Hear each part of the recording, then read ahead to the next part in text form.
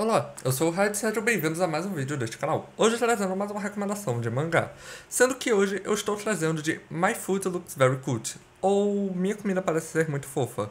E de qualquer um desses modos vocês podem acabar encontrando a obra durante seu decorrer. É mais fácil achar com My Food Looks Very Cute ou My Food Seems to Be Very Cute do que as outras, pelo menos por aqui. Afinal, o nome português, apesar de estar sendo muito utilizado por scans e sites aqui no Brasil, ainda estão utilizando muito os inglês e japonês. Só que esse aqui, como é um manhwa e não um mangá, acabam utilizando mais o nome inglês. E, bom, do que se trata essa obra? Aqui, uma vampira acabou sendo desperta de seu sono de 200 anos por uma garota lobisomem que estava passando por acaso e leu o cartão que estava escrito em cima do próprio caixão em que ela estava dormindo, sendo que uma maldição acaba recaindo sobre a loba em questão.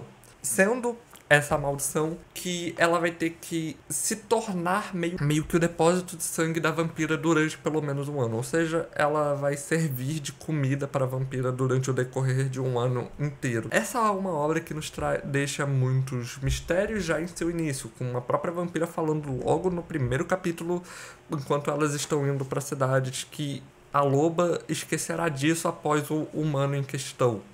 E isso não vai importar no fim das contas. Isso me deixa algumas dúvidas, afinal, por que ela não vai lembrar? É algo ligado à maldição ou a vampira vai apagar suas memórias? Além de ter outras questões que geram diversas dúvidas diferentes. E bom, durante o decorrer da obra a gente vai meio que acompanhando o relacionamento das duas se desenvolvendo enquanto elas vão pra cidade, vão se envolver, acabam sendo resgatadas por uma bruxa que estava na cidade em questão. Afinal, a bruxa, queira ou não, é responsável por cuidar daquela cidade, assim como do acampamento de lobisomens do qual a Xiaolan veio. E ela meio que pega as duas e bota em seu apartamento, em um quarto de hóspedes, porque meio que as duas não podem causar confusão, senão vai acabar chamando a atenção de outras bruxas para ir para a cidade e lidar com a vampira em questão, sendo que ela não tem nenhum problema com a vampira em questão e nem pode fazer nada contra a Maria, no caso, que é uma vampira de cabelos escarlates, de acordo com ela por ter bebido sangue demais. E durante o decorrer da obra a gente vai vendo meio que tanto o desenvolvimento da própria Xiaolan quanto da própria Maria, assim como de uma outra personagem que acaba se juntando ao grupo que tem um grande interesse pela bruxa que acabou as acolhendo, cujo nome eu sinceramente não lembro no momento. E a Xiaolan acaba tendo um grande problema, que é ela não consegue se transformar completamente em humano. Então ela fica meio que em uma forma sempre híbrida, digamos assim, ou na forma completamente lobo, mas a humana ela não consegue se transformar de forma nenhuma,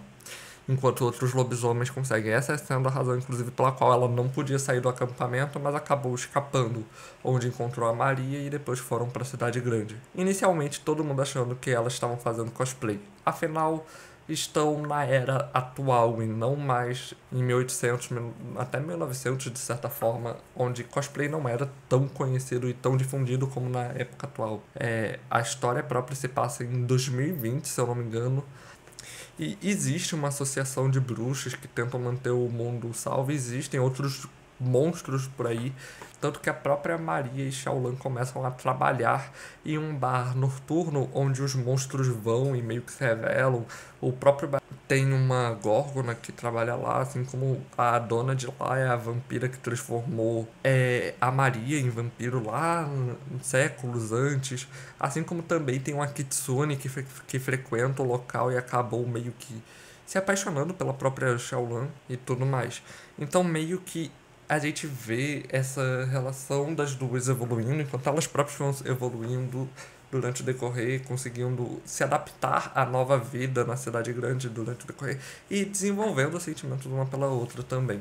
É uma obra com diversos momentos fofos, tem seus dramas durante diversos momentos. A proposta, por mais que não seja a coisa mais original do mundo, é feita de uma forma interessante. E tem muitos mistérios que estão em aberto até o momento, como por exemplo, o que vai acontecer depois desse humano, ou até mesmo a questão envolvendo a Xiaolan e tudo mais. Então meio que tem muitas questões a serem pensadas para o futuro da obra.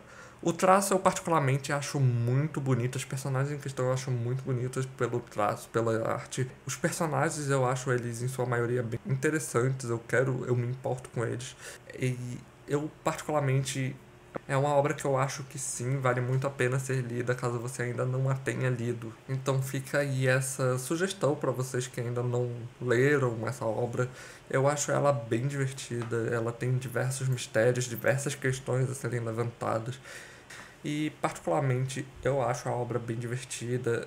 Tem diversos momentos que são muito fofos. O desenvolvimento das personagens, da relação entre elas. Apesar de não ter aquele avanço, como por exemplo em Maybe Meant to Be ou outras obras de romance que avançam mais rapidamente, aqui tem seus avanços meio lentos, mas tem avanços, e principalmente para descobrir que o sentimento existe. Mas bom, esse foi o vídeo, eu espero que vocês gostem dessa obra, eu acho ela bem divertida e muito fofa seus momentos, em diversos momentos. Eu espero que vocês acabem gostando dela e nos vemos numa próxima.